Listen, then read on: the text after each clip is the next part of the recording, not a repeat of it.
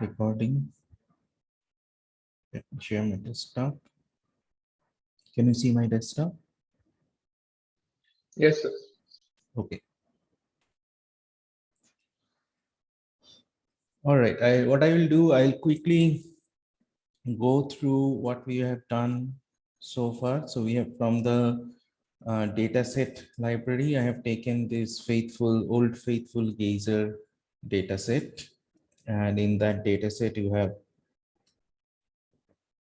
two variables, eruptions and weighting. So I have taken the weighting variable, and then so if we plot the variable, so we can see that there was some kind of uh, bimodal distribution for weighting. Also we see that so around 70 there is a break, or 75 65 to 70 there is a break. So one distribution is around there, another distribution is around here. So if we put 70 as a natural break for 2, so around 37% of the data falls in the lower category of the lower distribution, and the rest of the data falls in the about 40% basically, and about 60% data falls into the 70 minute and above. So then we decide that, okay, we will do the mixture of these two normal distribution for the waiting time. We are assuming that waiting time is a random variable here. So we had a theta, a dimension of 5-dimensional Bayesian inference problem. We have 5 parameters: P, mu1, mu2, sigma 1, and sigma 2. Then we wrote this log likelihood of the mixture. Then we defined the prior, log prior. Then we wrote the log posterior. Sir, we have chosen the distributions for the parameters. It is like arbitrary, or like any particular reason for each of the. See, mu1, mu2, we took Cauchy, we decided because the Cauchy is Unbiased. not yeah. unbiased, not unbiased. It's Non-informative. robust, robust.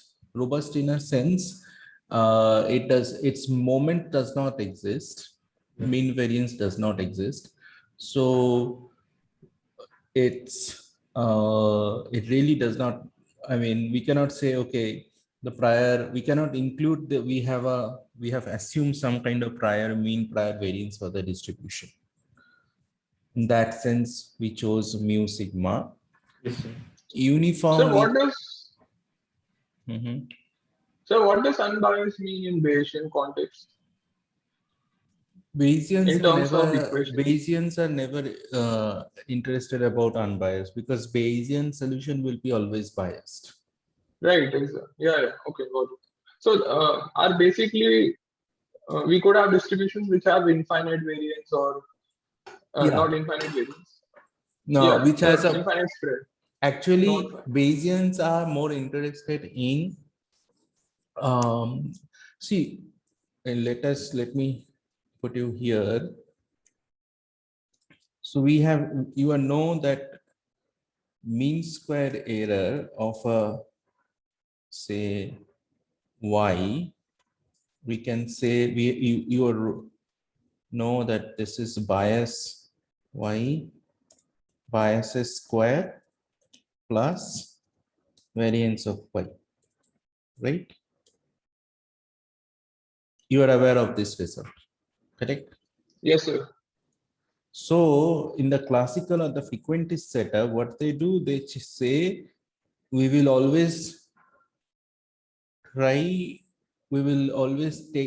find the best solution within the class of unbiased solution. Say when they are saying class of unbiased solution, immediately you make bias of y to be 0. Okay. And Yes, sir. you try to find, minimize the variance of y. Basically, we find the minimum of, or minimize the variance of y such that bias of y is equal to 0. That is what typical, and that gives you the solution, something called minimum variance unbiased estimator. Okay, or MVUE. In the Bayesian setup, this is the classical setup. This is classical setup.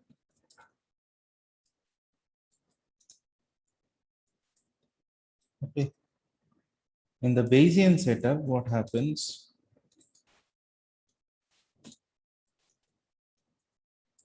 In the Bayesian setup, you simply focus on minimizing MSE of y. See, by minimizing variance such that bias is equal to 0, you are effectively minimizing mean square of y. Yeah, because in classical MSE, uh, since theta is assumed to be a fixed value, which we do not know, so we have the MSE as a function of theta itself. Correct. But Now, here we have a prior, so we can minimize the entire thing. so we can minimize the entire mean square error. Yeah, got it. If I could mean square error, turns out you can find an estimator which is biased, but the total mean square error is less than the minimum variance unbiased estimator. Oh, right. And I'll give you an example. I'll give you an exercise, small exercise to do. You will find it very interesting that, for example, simple standard error or standard deviation. Okay.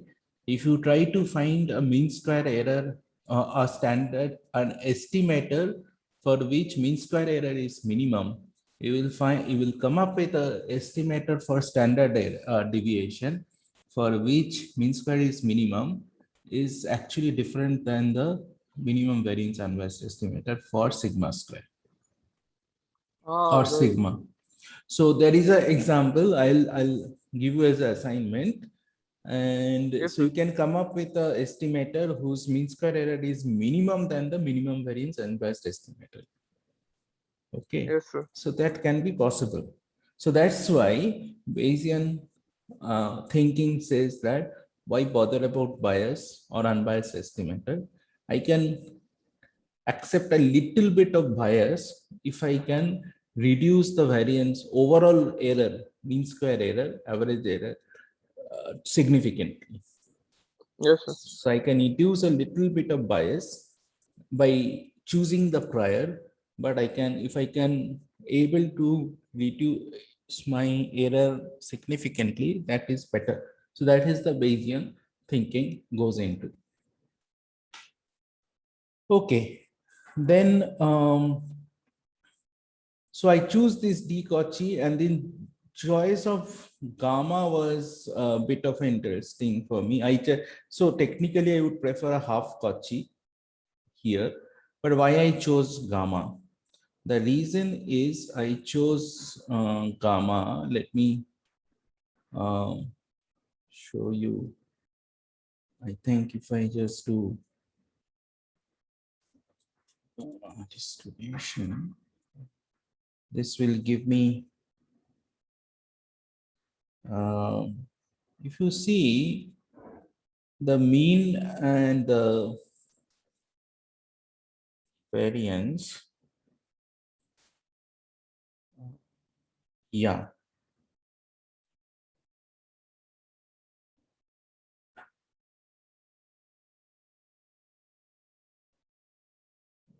So I think actually inverse gamma is better. If I can, instead of this, I think inverse gamma we should have taken. I took gamma, but I think we should have taken inverse gamma. One of the interesting feature of the inverse gamma is,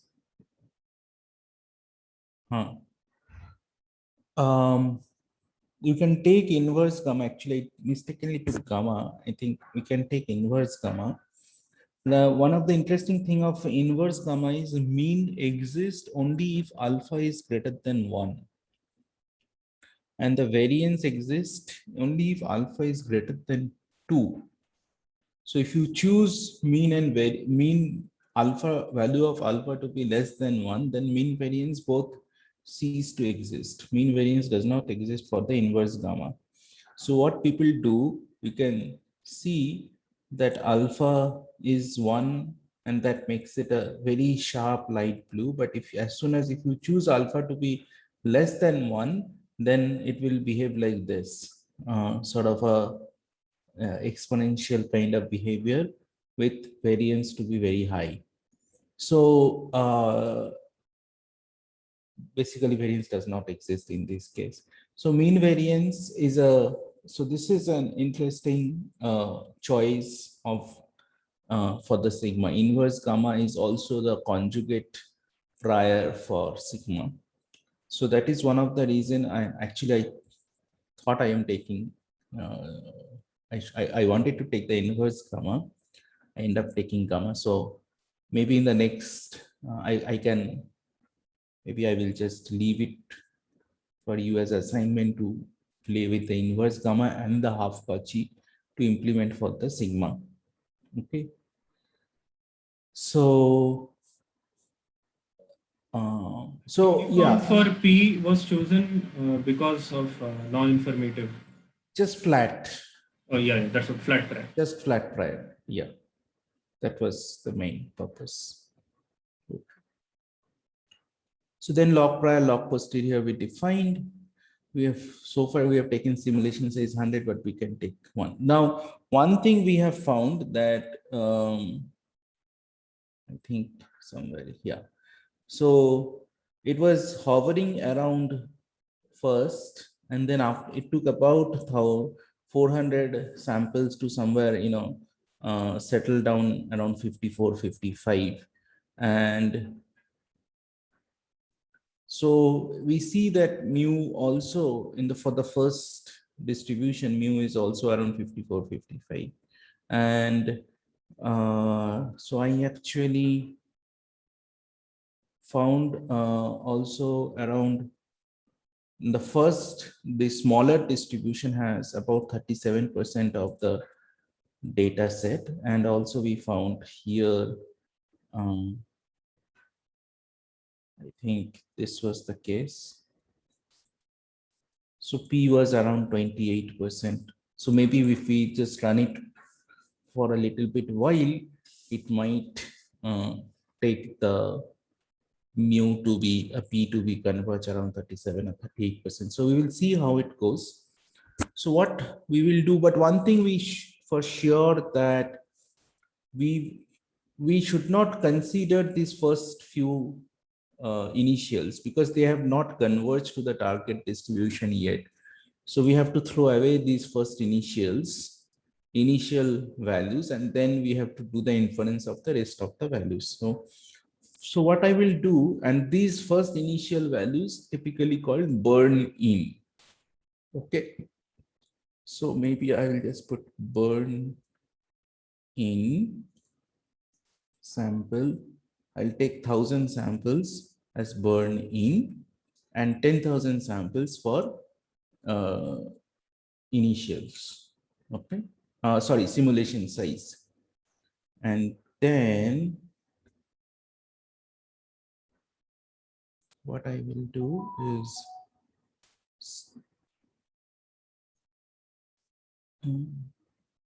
burn in plus simulation size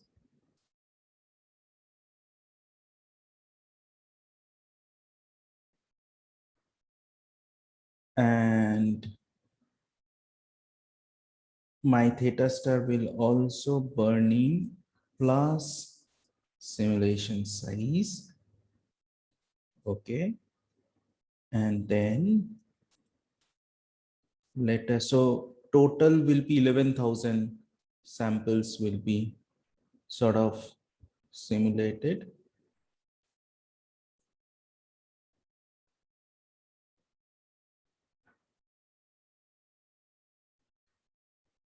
Okay.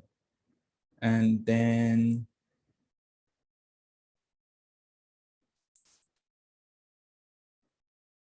theta star, what I will do is burning plus 1 to burning plus seam size.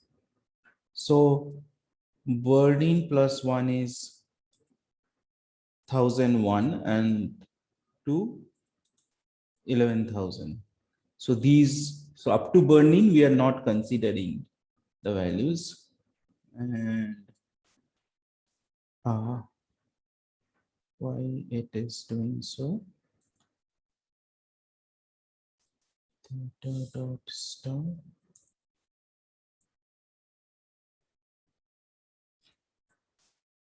It is.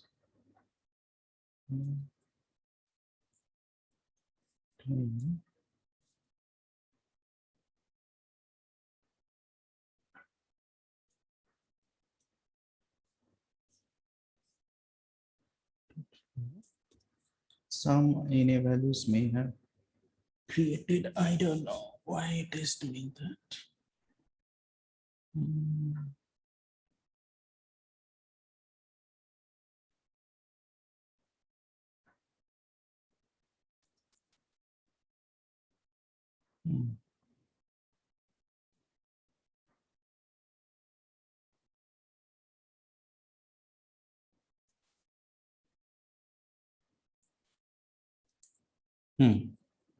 Okay, there were some bracket issues were there. So this is an interesting. Here, ideally, like NA should not come now because like, No. There was some bracket It was issues. syntax thing. Syntaxing issue, yes. so like if you remove this NA.rm, also It should not, yeah, it should okay. work, yeah. I think it was, yeah, it was mainly syntax issue. So we can see that now P has near about 37%, so 36%, and then mu1 is around 54. Sigma is about 6, sigma 2 is also about 6, and mu2 is around 82.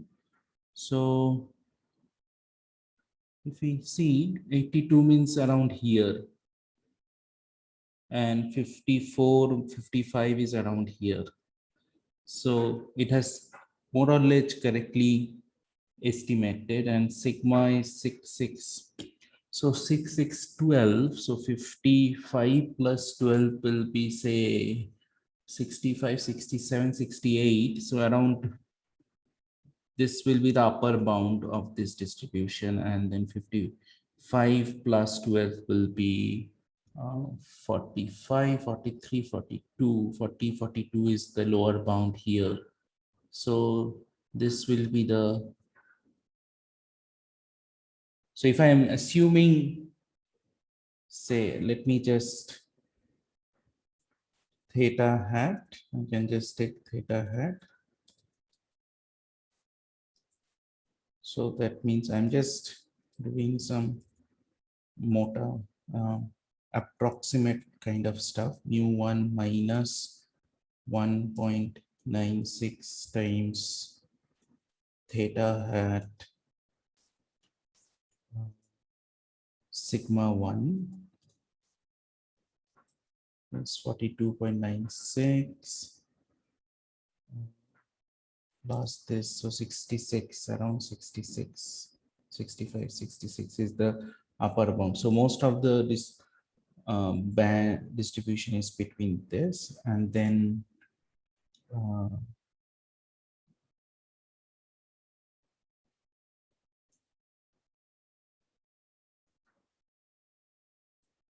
this is mu2, this is sigma 2 if I take, so this is 68 to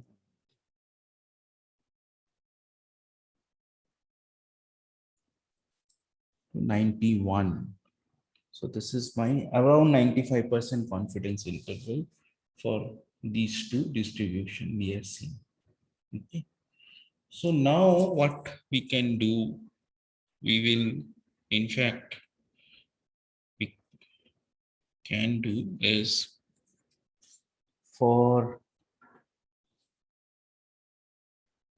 I j in 1 H2 sim size is the, so one thing we can do is, let me just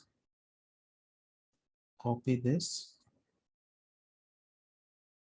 here so that you will get a feeling what I'm trying to do here. Um,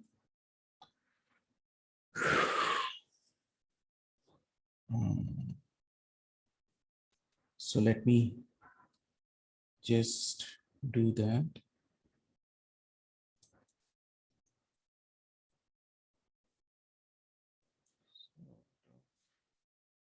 This is this.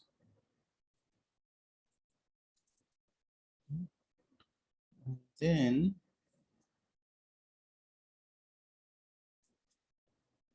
what I'm going to do is, if you go up,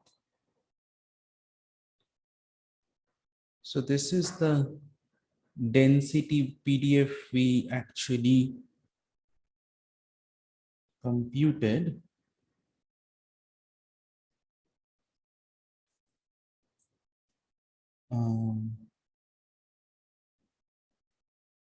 And in that, what we have is this. So x equal to weighting, and then theta equal to p equal to theta star dollar p, but j plus burn in, then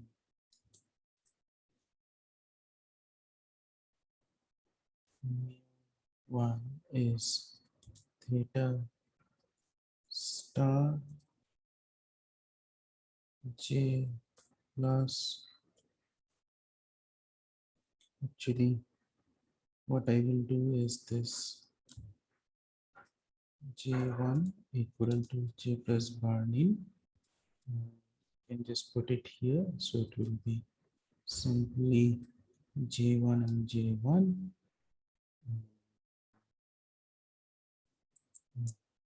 Start dollar mu1, then sigma 1 is equal to sigma 1 is equal to theta star dollar sigma 1 j1, then it's equal to theta star dollar mu2 j1, and theta star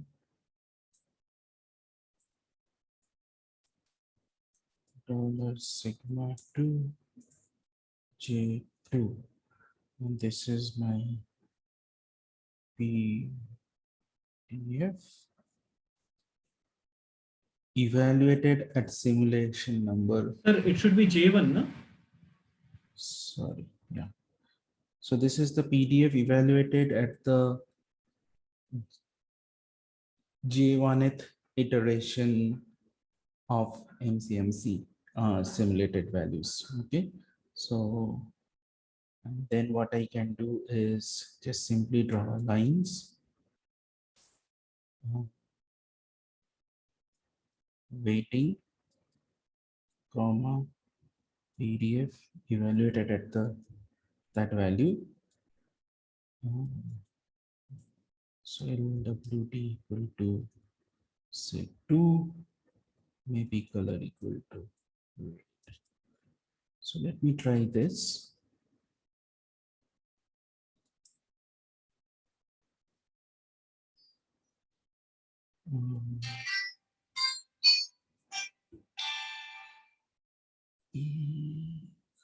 Yeah, so this is too much. Okay, so maybe I will just do a little bit of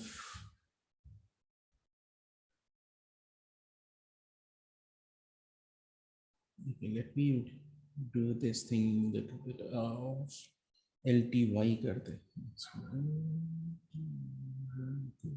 2 and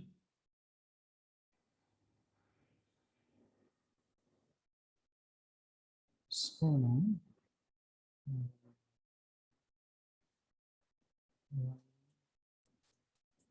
So,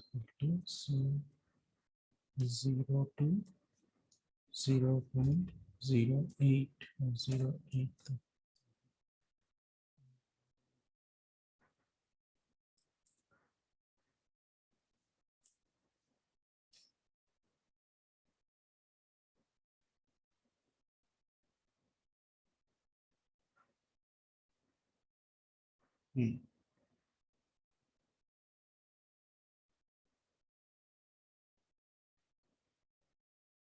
So it's taking a little bit more time. Or what I can do, it's too many things actually. So maybe I'll just say first 1,000 after the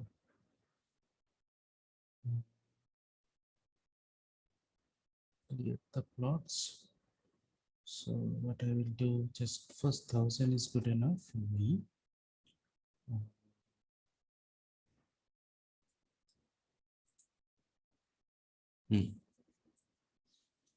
So you can see that actually these are like different lines, right? Or even 100 is good for me after burning. So these are all possible density kind of thing that I'm basically simulating at different values of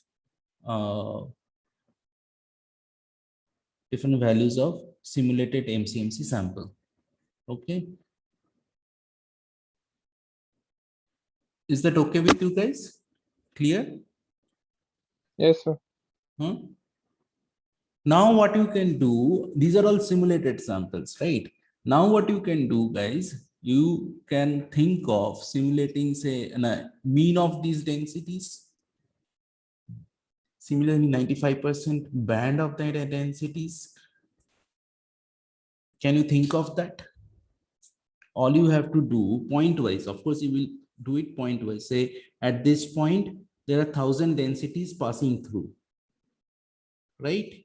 So these 1,000 values, you take the mean, the 95% band and 90 to 97.5% band and 2.5% band or the values. So you will get different values and you join them. So you get a density of 95% confidence band for density functions. This is something is unique to Bayesian analysis. This you will not be able to do so easily in standard classical frequentist statistics.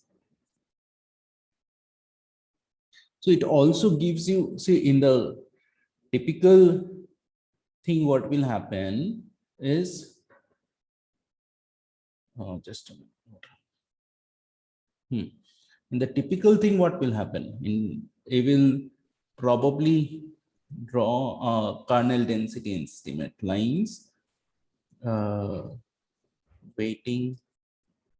And now, if you do that, I think then this will, if you just say density and then weighting, and then say LWD or color equal to say blue, so that we understand which one is what. Okay, if you just do that, I think, okay, or simply density. If you just plot this, that will be good enough. Yeah. So can you see this plot?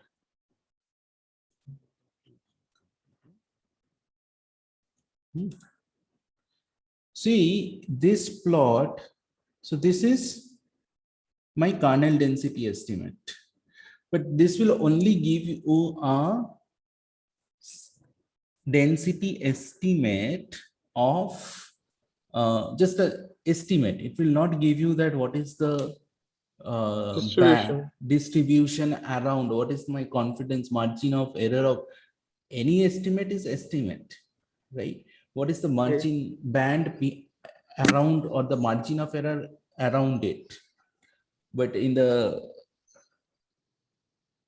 Bayesian analysis, margin of error sort of becomes a just a, byproduct of my entire MCMC effort. If you can implement the MCMC, then it automatically gives you the margin of error as a byproduct. So that is where, so you can effectively give margin of error for any estimates that you want, and that you are providing basically. Of course, with prediction, everybody wants to give margin of error, but this kind of things, you cannot. So this is kernel density estimate. Typically, this is very popular. If you just do density question mark density, you will figure out. I think they are using some algorithm of kernel density estimate, which only give you the estimate, which does not give you the band for the density. But here we can get a sense of what is the band for the density. Okay. Sir, so you mean that the algorithm used to calculate the density here, know that we cannot find the margin of error for the blue ones, the kernel density estimates. We cannot find the margin of error. There could be one way of doing it is using some kind of bootstrap technique. That is one way of doing it. So you can draw a random sample from the weighting distribution, and then draw bootstrap density on that bootstrap sample.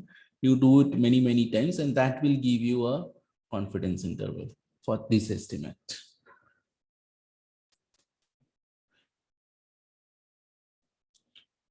Other than bootstrap, that is one way of doing the classical estimates of margin of error. Okay, but certain questions, whether they are consistent, whether they estimate, whether they're unbiased, those kind of properties, I don't know whether they're actually good to use or not. I don't know about those things, but Bayesian things, it's much more easy in that sense. Once you implement the MCMC, the margin of error turns out to be very, byproduct of the of your effort effectively. Okay.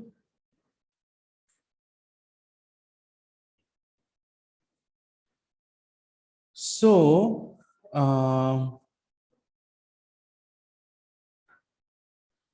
I think what I will do, I will now assign an assignment where one problem you have to basically implement the same thing with a different prior. Another problem you have to implement the same thing, but instead of waiting, you have to do it on the eruption time. And then there will be, I will give you another model, another data, another model. So about 3 problems will be there that I want to assign I'm going to assign this assignment, and maybe 7 days to 10 days time to finish it. Okay. I think now we should start doing the assignment. Thursday, I will do the model diagnostics and model checks because I don't think today we have enough participants. Only 10 people have joined so far in the class.